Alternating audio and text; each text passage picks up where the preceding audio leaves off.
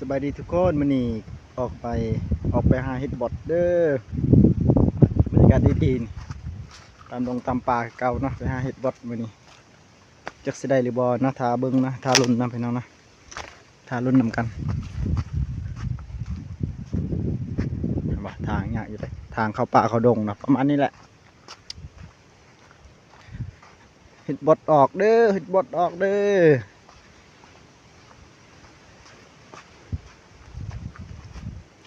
มาหาเลาะเที่ยวป่านี่แหละโอ้มีแต่ตัวแก่ๆหมดนะมีแต่ตัวเท่าๆมันนะพี่น้องเลยหาเห็ดบดพร้อมแล้วก็หาหน่อไม้พร้อมเนาะมื้อนี้ก็สิเอาหน่อไม้พร้อมมาแกงกับเห็ดนะหน่อไม้ก็เริ่มสิมัดแล้วเนาะนี่ก็ปลาเดือน11เลยเนาะหน่อไม้ก็เริ่มบ่ค่อยได้ออกเลยเนาะมันก็เริ่มหมดฤดูกาลมันก็หมดคือกันนะบ่เห็นนะได้แต่สองนอนี่แหละไปบ่เห็นเนาะเนี่ยเครื่องป่าก็เริ่ม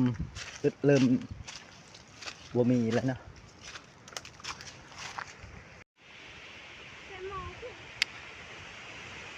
9 โมง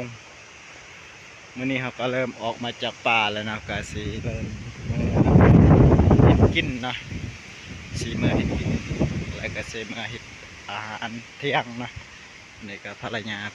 พราะว่าวันนี้ออกไปหาเห็ดกับภรรยาปะลูกอยู่นำร้านนะโอ้ลมแห้งเลยเนาะ